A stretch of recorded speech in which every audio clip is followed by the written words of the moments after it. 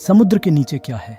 दोस्तों, आपके सामने दो पिक्चर है जहां एक तरफ हमने अंतरिक्ष की गहराई में तरनवे अरब प्रकाश वर्ष तक गोता लगा लिया है, लेकिन वहीं पृथ्वी पर मौजूद समंदर की गहराई में हम आज भी नहीं जा पाए हैं। आखिर क्या है समुद्र की मिस्ट्री?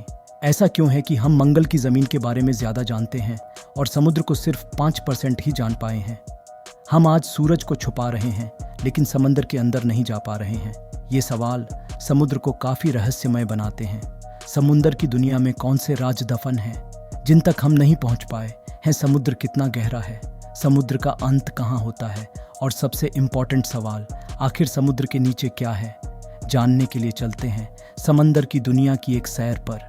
समुद्री सतह से 40 मीटर नीचे तक की गहराई तक स्कूबा डाइविंग को जाना अलाउड होता है और इसके आगे 100 मीटर तक की गहराई तक डीप डाइवर्स गोता लगा सकते हैं। लेकिन इस गहराई पर पानी का प्रेशर बढ़ जाता है। अगर सावधानी न बरती जाए तो शरीर के अलग अलग हिस्सों पर चोट आ सकती है। लेकिन इसके बाद भी हर बार नीच ने 214 मीटर की गहराई तक डाइव करके वर्ल्ड रिकॉर्ड कायम किया था और हर बट ने ये रिकॉर्ड सिर्फ एक सांस में कायम किया। समुद्र में और नीचे जाने पर 332 मीटर की गहराई तक स्कूबा डाइविंग का वर्ल्ड रिकॉर्ड मौजूद है, जो इजिप्ट से ताल्लुक़ रखने वाले अहमद गब्र ने बनाया था।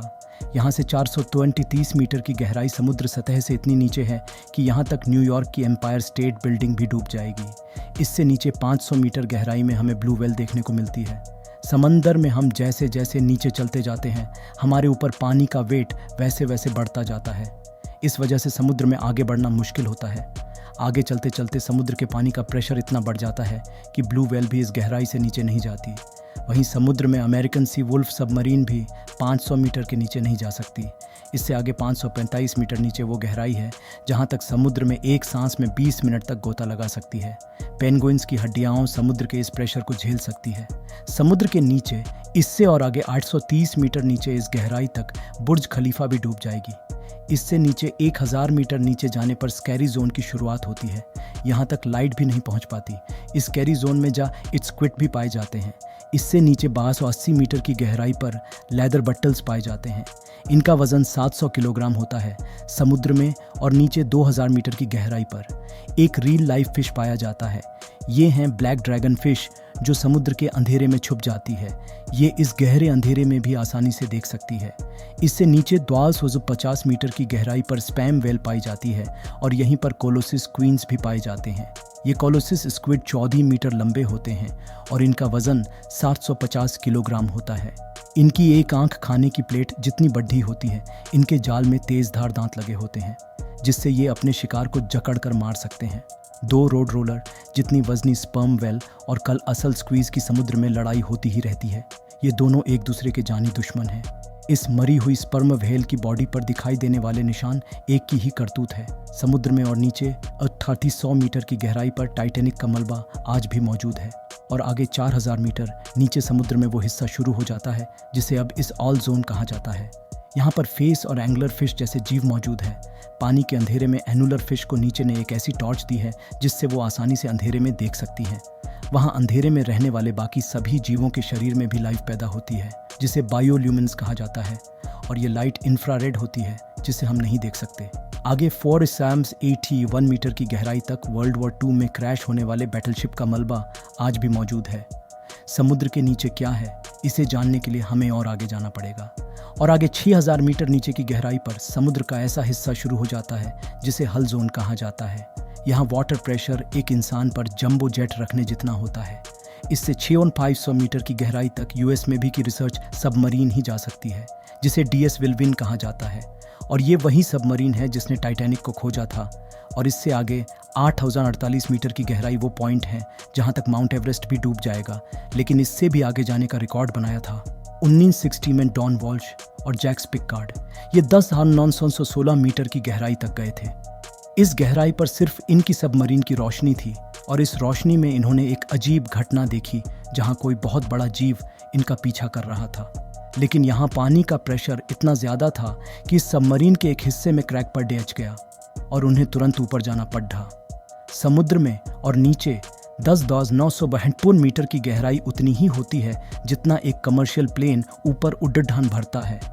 समुद्र में और आगे 11,000 मीटर की गहराई पर मैरियाना ट्रेंच मौजूद है। ये समुद्र का सबसे डीपेस्ट पॉइंट है। इसे चैलेंजर द्वीप भी कहा जाता है। ये समुद्र में जाने गई अब तक की सबसे गहरी खाई है और इससे आगे आज तक कोई नहीं गया। समुद्र की इस गहराई में कई भयानक राज दफन हैं। जब एक बारीक अंडर वाटर टेस्ट को यहाँ पर 11 किलोमीटर नीचे भेजा गया तो उस व्हीकल को किसी पावरफुल जीव ने काफ़ी मजबूती से पकड़ लिया था और काफ़ी जोर लगाने पर भी इसे लोग नहीं छुड़ा पाए। पर कुछ देर बाद उस भयानक जीव ने इसे छोड़ दिया। लेकिन जब इस व्हीकल को ऊपर लाया गया तो इस पर लगे निशान देखकर रिसर्चर्स के होश उड़ गए, क्योंकि ये निशान किसी और के नहीं बल्कि दुनिया की सबसे बड़ी शाख में ग्लॉडिन के थे। माना जाता है कि समुद्र की गहराइयों में कुछ भयंकर अजीब जीव आज भी मौजूद हैं, जिन्हें हम नहीं खोज पाए हैं।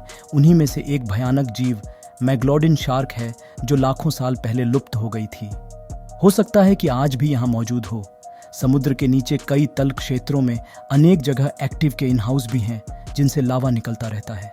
वैज्ञानिकों के लिए भी एक रहस्य है कि लावा उगलने वाले डीप सी वॉल्केनो, उसके पास कुछ शार्क्स कैसे जिंदा रह सकती है। हम समुद्र में नीचे मेरियाना ट्रेंच में पहुंच चुके हैं। ये अब तक एक्सप्लोर किया गया समुद्र का सबसे डीपेस्ट पॉइंट है, जिससे आगे तक कोई नहीं जा पाया है।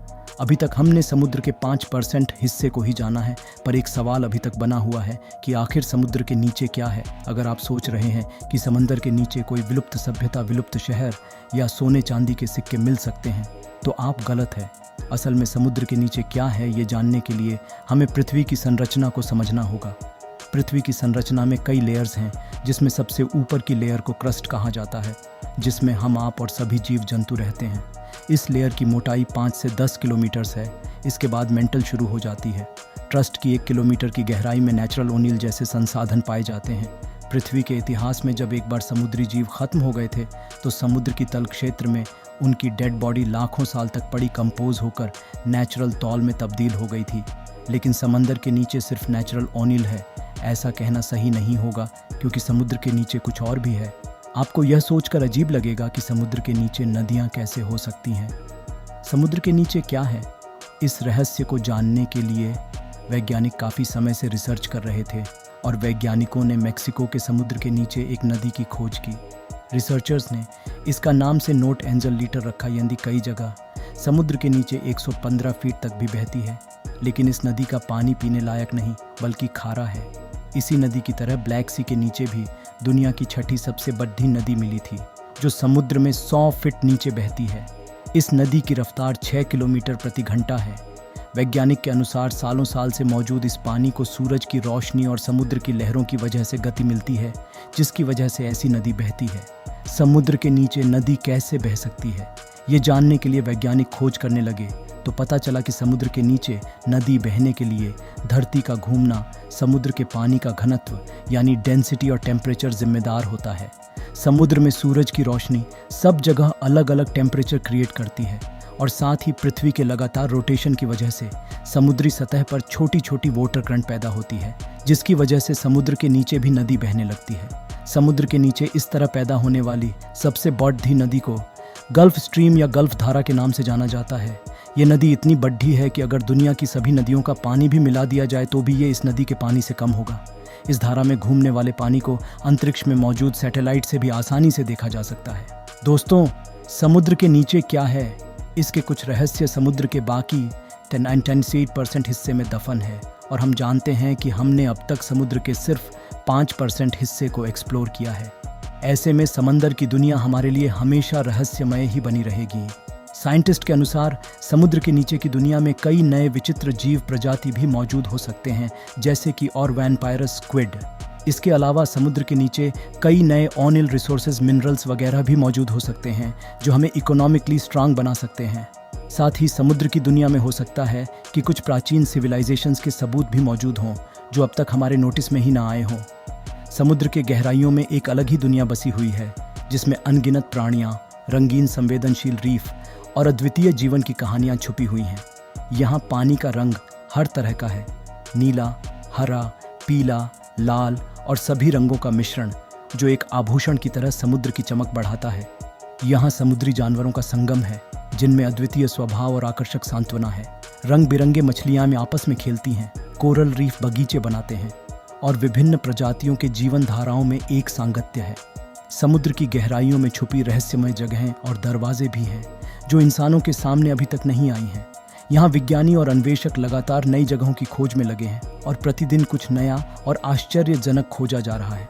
इस अद्वितीय समुद्री दुनिया का संरक्षण करना हम सभी की जिम्मेदारी है। समुद्र के नीचे की इस दुनिया को समझने और बचाने के लिए हमें सावधानीपूर्वक उसका समर्थन करना चाहिए, ताकि इसकी सुंदरता और जीवंतता हमेशा बरकरार रहे। ऐसे में आपको क्या लगता है कि समुद्र के नीचे बाकी बचे इस 995% हिस्से में क्या हो सकता है? कमेंट्स में हमें ज़रूर बताइएगा। मैं मिलता हूँ आपसे किसी अगले वीडियो में। धन्यवाद।